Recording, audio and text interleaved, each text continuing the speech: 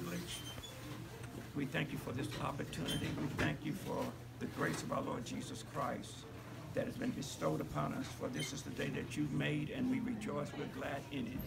God, we pray your anointing, your blessing be upon these candidates as they make a decision to go down in the water, calling on the name of Jesus Christ for the remission of their sins and to receive the promise, the blessed promise of the Holy Ghost. We ask now that you breathe upon us. Yes, in the name of the Lord. Saints say amen. Amen. God bless you. We're so privileged. We bring you greetings from the Tabernacle of Jesus, located 444 Avon Avenue in the city of Newark. We thank God for victory in Jesus' name. And we thank God today that we have two young people who have given their hearts to the Lord. And usually what we ask is our candidates give a word of testimony. I believe that they need to testify and let the world, let creation know their stand, that we're not just baptizing people because that's what we do. We do baptize people, but with a knowledge of repenting of their sins and going down in water for the remission of sins and the promise to receive the gift of the Holy Ghost. So we're going to ask them to give a word of testimony as they did this morning in church.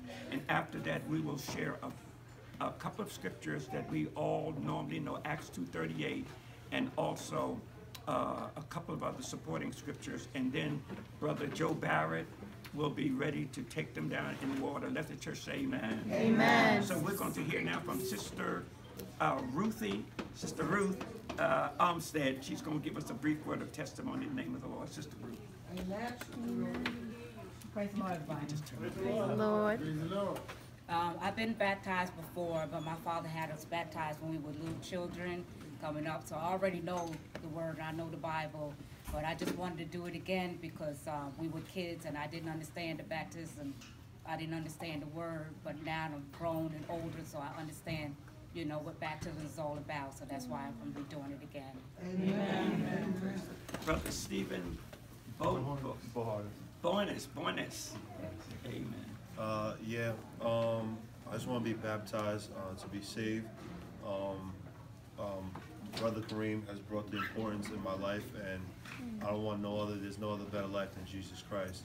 As I expressed earlier, as some church members know, that I play professional football, and I was released from the team, but I know this team I won't be released from. So, amen. Let's give God praise, thanks.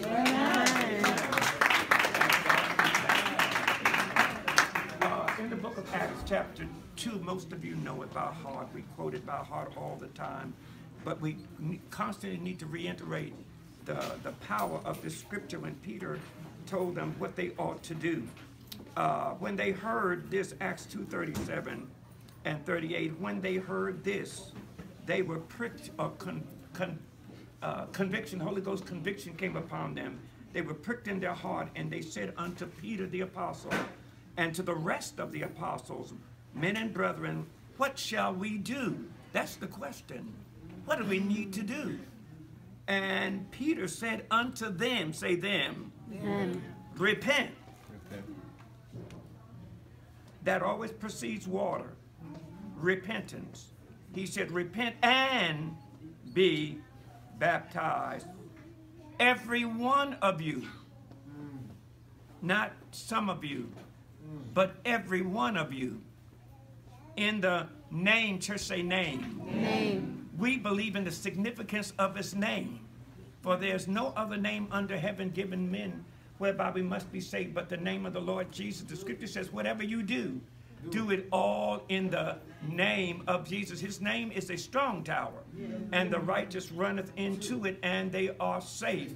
Whatever you do, do it how? All in the name of the Lord Jesus. His name is Jesus, for he shall do what? Save his people from their sins. So that's why we underscore, we emphasize, we declare the power of his name. That's right. I thank God for the blessed name of Jesus. I called on his name one day, and the Lord heard me, and he delivered me from all my fears. And these young folks that are calling on this precious name, God is going to do the very same for them, for every one of you in the name of Jesus Christ, for the remission or the purging away, the washing away, the removing of sins with an S on it. And the promise is, ye shall. And he said, ye, that means all of you. Oh, that's right. Everybody that obeys, say obey. Obey. See, this is predicated on obedience.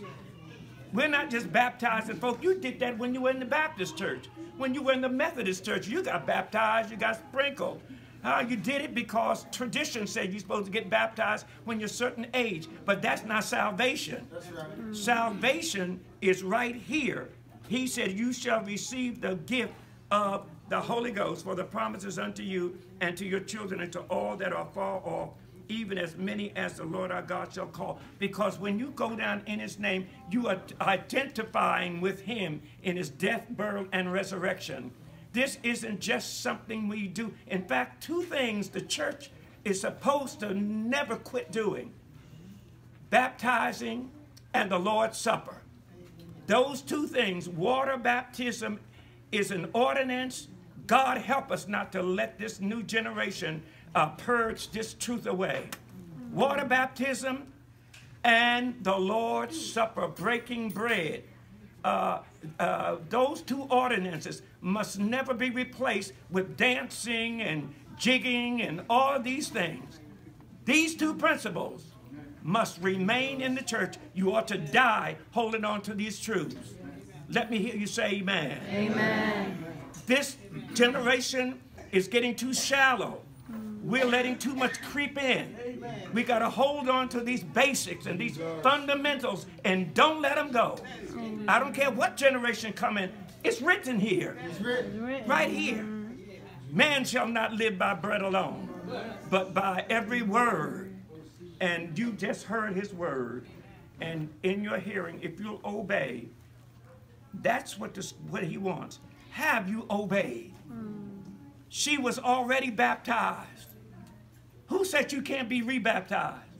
Where's that doctrine in the Bible? Show me Bible and verse. Show me where it's written that you can't be baptized again. You need to be baptized. If you fail to have repented, That's right. you need to go back. That's right. How many know there's water? There's water. What does hinder you that you ought not to be baptized?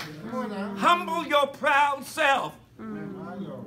Put on some clothes. That's what Elder Churchwell told me in Emmanuel on Beacon Street. All right. I went in there and I gave my testimony and I told Elder Sanders.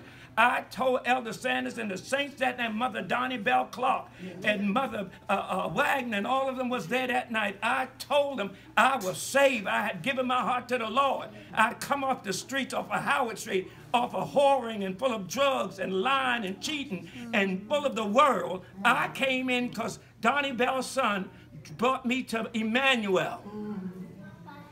And I went to Emmanuel that night and I told him that I had already got saved. Elder Sanders leaned over the pulpit with his bald head and looked at me and said, if you really want to be saved, young man, this is what you need to do.